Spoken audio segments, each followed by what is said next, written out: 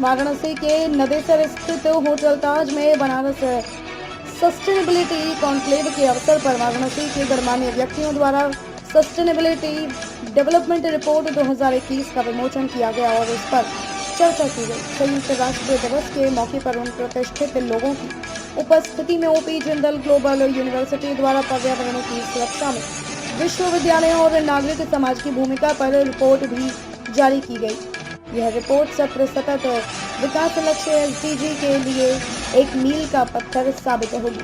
इस प्रकार वैश्विक बेंचमार्क स्थापित करते हुए जेजीयू कोविड-19 महामारी से उत्पन्न चुनौतियों के बावजूद अपने परिसर में एसडीजी को पूरी तरह से लागू करने वाले पहले विश्वविद्यालयों में से एक बन गया। संयुक्त राष्ट्र दिवस 2021 के मौके पर ओपी जिंदल ग्लोबल यूनिवर्सिटी अपनी तरह का पहला विश्वविद्यालय जहां इस वर्ष के सतत विकास लक्ष्यों को लागू किया गया।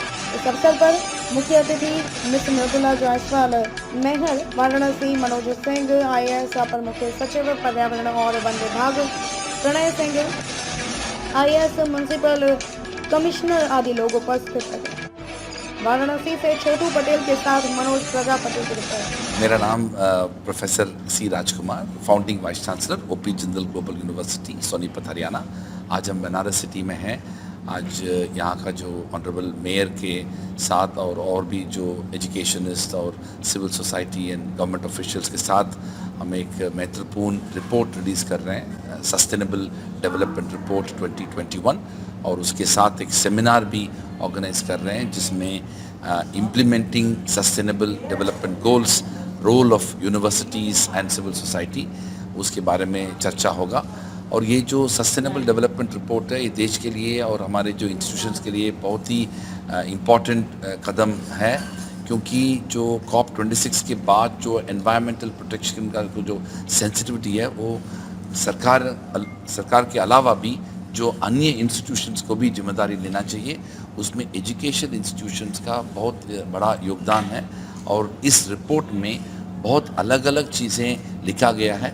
इस रिपोर्ट को एक इंडिपेंडेंट सेट ऑफ ऑर्गेनाइजेशंस ने बनाया गया है और उसका जो लीड ऑथर है उनका नाम है mister Sudhir Mishra, founder and managing partner trust legal करके एक लॉ फर्म है।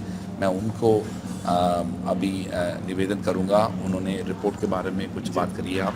मेरा नाम सुधीर मिश्रा। उद्देश्य ये है कि देखिए, सस्टेनेबिलिटी ग्लासगो में जब इंग्लैंड में प्रधानमंत्री ने जाकर सस्टेनेबिलिटी के बारे में बात की, तो उसके पहले ये चर्चा होती थी कि भारत क्या कमिट करेगा कि वॉलंटरीली कैसे कार्बन को अपने कम करेगा और करेगा कि नहीं करेगा। उन्होंने बड़े साफ शब्दों में ये कहा कि हम अब कोल को कम से कम यूज़ करना चाहेंगे और अगले 30 से 40 सालों में उसको पूरी तरह फेज आउट कर देंगे और हम अपनी एनर्जी को क्लीन करेंगे, हम अपने जंगलों को बढ़ाएंगे, हम अपने फॉरेस्ट को बढ़ाएंगे और कार्बन न्यूट्रल करने के लिए, कार्बन के फुटप्रिंट को कम करने के लिए और भारत के विशाल जनता को क्लाइमेट के प्रॉब्लम से दूर रखने के लिए हम हर हालत में जल्दी से जल्दी इस पर सस्टेनेबिलिटी पर काम करें।